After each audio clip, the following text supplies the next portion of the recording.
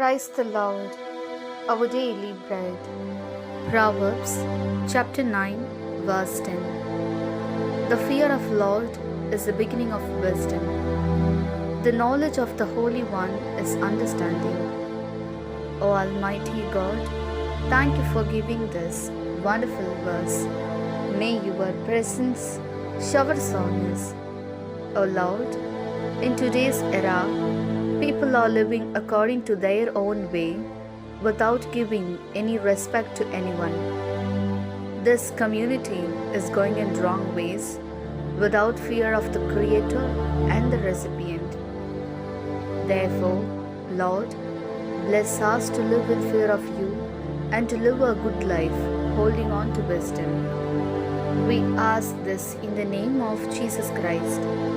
Amen. அன்றாட உணவு.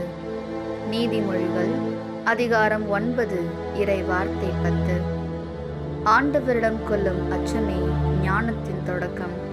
தூயவராகிய அவரை பற்றி உணர்வே மெய்யுணர்வு. அன்பின் தகப்பனே, இன்றைய நாளிலே இந்த இறை மன்னாவை கொடுத்ததற்காக நன்றி ஆண்டவரே.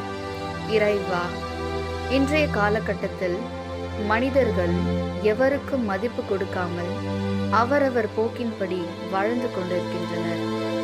படைத்தவருக்கும் பெற்றவருக்கும் அச்சமில்லாமல் தவறான வழிகளில் இச்சமுதாயம் சென்று கொண்டிருக்கின்றது. எனவே இறைவா, உம்மிடம் அச்சம் கொண்டவர்களாக வாழ்ந்து ஞானத்தை பற்றி கொண்டு நல்வாழ்வு வாழ எங்களை ஆசீர்வதியும். ஆமென். அன்னந்துள்ள போஜனம். சுபாஷிதங்கள் 9ஆம் அத்தியாயம் 10ஆம் வாக்கியம். தெய்வ பக்தியான ஞானத்தின்ற உறவிடம். பரிசுத்த நாயவனே, அறியுன்னதான அறிவு. தெய்வமே, இன்னത്തെ காலகட்டத்திலே மனுഷ്യர் ആരെയും ബഹുമാനിക്കാതെ അവരവരുടെ ഇഷ്ടം അനുസരിച്ച് ജീവിക്കുന്നു. യുവതി യുവാക്കൾ സൃഷ്ടാവിനെയും മാതാപിതാക്കളെയും മറന്ന് മോശമായ വഴികളിലൂടെ നടക്കുന്നു.